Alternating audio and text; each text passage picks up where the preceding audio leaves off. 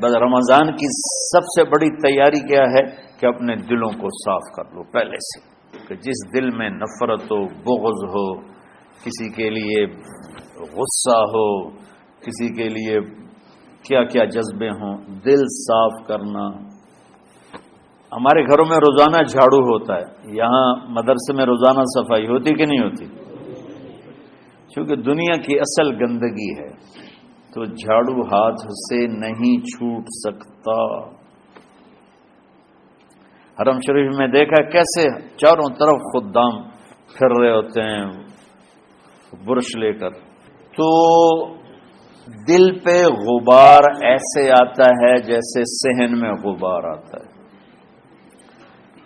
دل پہ گندگی ایسے آتی ہے جیسے صحن میں آتی ہے۔ تو ہم نے نظام بنایا ہوا ہے، لوگ وہ کر رہے ہیں، وہ روزانہ جھاڑو دیتے ہیں۔ تمہارا دل ایک آنگن ہے، ایک صحن ہے، اس میں بغض، نفرت، حسد، پتہ نہیں کیا کیا گندگیاں آئیں گی اور آتی رہیں گی۔ بچوں ایک کام کرو، جھاڑو پکڑ لو، صاف کرو۔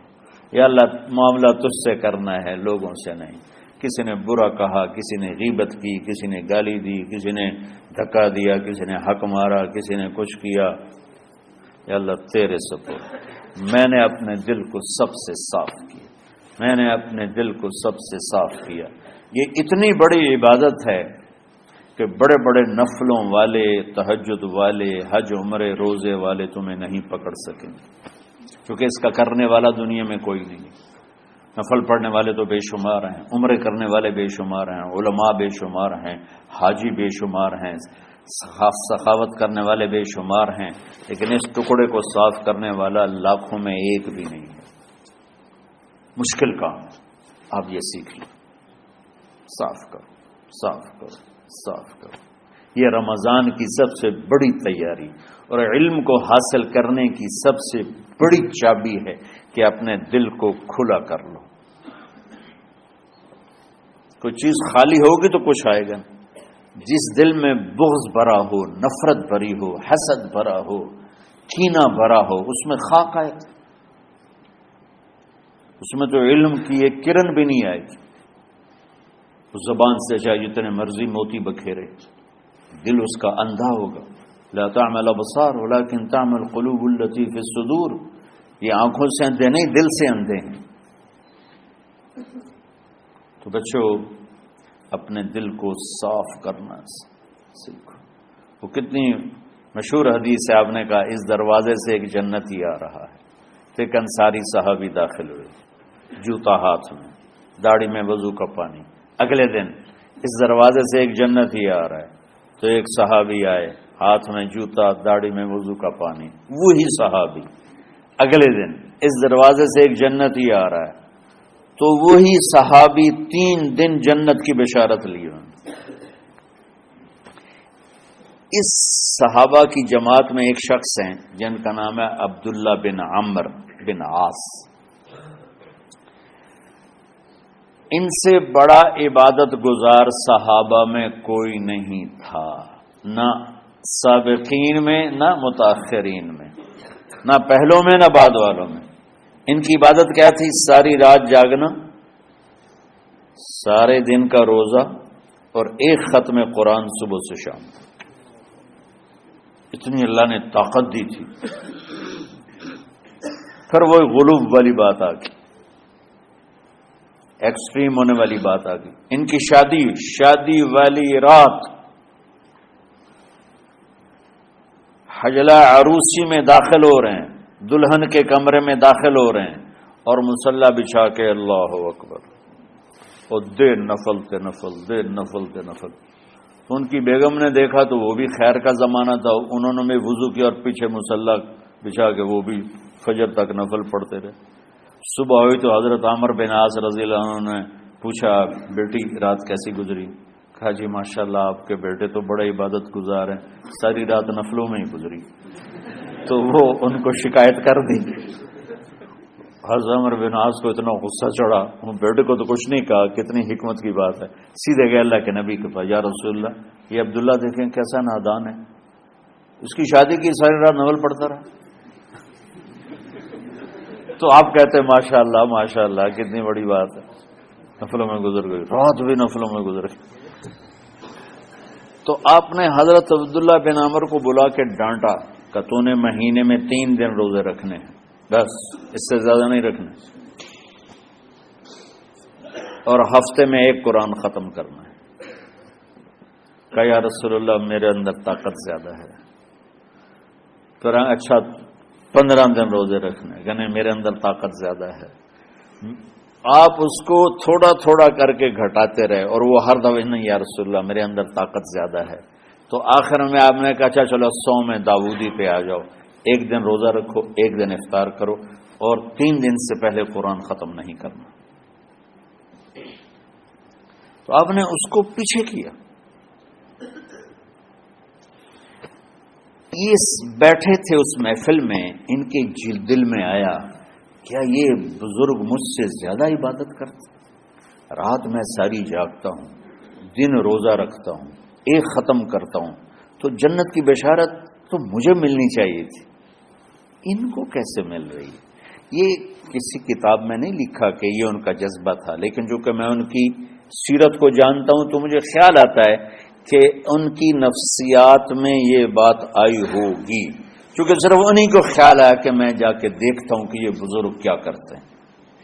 تو ان کے پاس پہنچ گئے، چاچا ذرا، وہ ادھیڑ عمر تھے، چاچا وہ میرے ابا تھوڑے ناراض ہیں، تو کچھ دن آپ کے پاس گزارنا ہوگا، بیٹا بسم اللہ آ جاؤ۔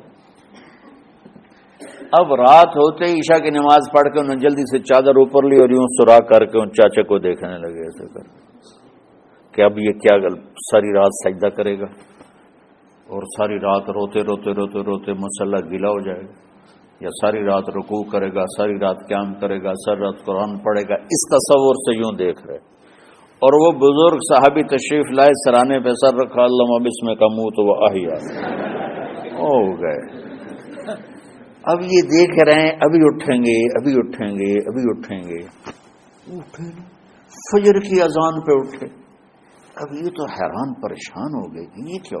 اس زمانے میں تو منافق تہجد نہیں چھوڑتے تھے ڈر کے مارے کہ پتہ نہ چل جائے ہمارے کفر کا، تو یہ چاچا جنت بھی لے گیا تو ستا بھی پیا کہ چلو کل دیکھوں گا۔ اگلی رات پھر چادر سر پہ کر کے اور یوں سوراخ کر کے لیٹے ہوئے اور دیکھ رہے، چاچا پھر تشریف لے اور سرانے پہ سر رکھا، اللہم بسم کا منہ تو وہ احیا ہو گئے۔ فجر کی اذان پہ اٹھے، یہ اور پریشان ہو گئے کہ میرا نبی کا فرمان تو سچا ہے، اس میں تو شک بھی کفر ہے، لیکن عمل کیا ہے جس پر اس کو جنت کی بشارت ملی؟ 2 رکعت نفل بھی نہیں۔ اور آج کے دور میں تم میں سے ماشاءاللہ اکثر بچے تہجد پڑھتے ہیں کہ 1 رات اور دیکھوں گا، تیسری رات اللہم بسم کا منہ تو ساری رات، تو تیسری رات پھٹ پڑے عبداللہ بن عمر، کہنے لگے چاچا میری ابا سے کوئی لڑائی نہیں تھی، 3 دن میں تیرے بارے میں سنتا رہا، جنتی جنتی جنتی، میں دیکھنے آیا تھا کہ آپ کیا کرتے ہیں، آپ تو کچھ بھی نہیں کرتے ہو، ساری رات سوتے رہتے، اب کیا کرتے ہو؟ میں کہا بیٹا یہی ہے جو تم نے دیکھا ہے۔ اب ان کو سمجھ میں نہیں آ رہا کہ یہ جوڑ کیسے بٹھاؤں، ادھر جنت کی بشارت، ادھر ساری رات خراٹے، اب یہ اس میں جوڑ کیسے بٹھاؤں، کیونکہ نبی کی بات تو غلط ہو نہیں سکتی۔ تو اب وہ ایسے بڑے بے دل سے ہو کر واپس مڑے، پتہ نہیں کی چکر ہوئے گی کوئی گل۔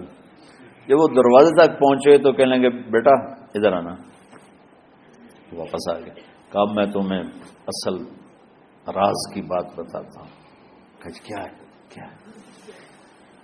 تو یہاں ہاتھ رکھا، کہا یہ جو دل ہے نا، اس میں کسی انسان کی نفرت نہیں۔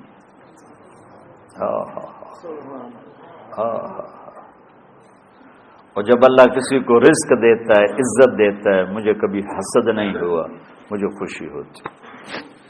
تو عبداللہ بن عمر نے کہنا تھا ہاں یہ بات ہے، نہیں، ان کا ہاذا ہوا، اچھل کے کہنے لگے ہاذا ہوا، ہاں ہاں ہاں ہاں یہی ہے یہی ہے یہی ہے۔ پھر کہنے لگے چاچا پر یہ میرے بس کا نہیں ہے، کون کرے گا یہ؟ اتنے بڑے آدمی ہو کر کہہ رہے ہیں کہ یہ میرے بس کا نہیں۔ تو بچوں، دنیا میں جنتی بننا ہے اور علم اللہ سے لینا ہے تو اسے صاف کر دو، سب کی نفرت سے۔ سب، اس نے مجھے یہ کیوں کہا، اس نے مجھے یوں کیوں دیکھا، اس نے میرے بارے میں یوں کیوں کہا، اس نے میرے بارے میں یہ کیوں لکھا۔ جس کی تعریف ہوتی میری کتنی برائی ہوتی، صرف تعریف تو نہیں ہوتی، بھرا پڑا سوشل میڈیا مجھے گالیاں دیں۔ اللہ کے فضل سے میرے دل میں ایک ذرے کے برابر کبھی کوئی منفی جذبہ نہیں آیا، آئے تو میں دھو کے صاف کر دیتا ہوں، یا اللہ میں نے اپنے دل کو صاف کیا، میرا معاملہ تیرے ساتھ ہے، کسی کے ساتھ نہیں۔ یہ یاد، رمضان کی سب سے بڑی تیاری، علم کے حاصل کرنے کا سب سے بڑا ہتھیار آپ کو یہ نہیں ہے کہ تمہیں کتابیں یاد ہو جائیں، تمہیں اشعار یاد ہو جائیں۔ تو ساری امت سے کہتا ہوں رمضان کا استقبال کرو، دلوں کو صاف کر کے، نفرتوں کو مٹا کے، مذہبی نفرت، دنیاوی نفرت، رشتوں کی نفرت، بول چال کی نفرت، سیاست کی نفرت، لین دین کی نفرت، ان سب سے اپنے دل کو صاف کرو تاکہ رمضان میں اللہ نے علم اتارا، اللہ تعالیٰ آپ کو علم عطا فرمائے، اور باقی لوگ جو عام دنیا میں زندگی گزار رہے ہیں ان کے دلوں میں اللہ رمضان کا نور اتارے اور ہدایت کا نور اتارے۔ یہ سب سے بڑی تیاری ہے اس کی۔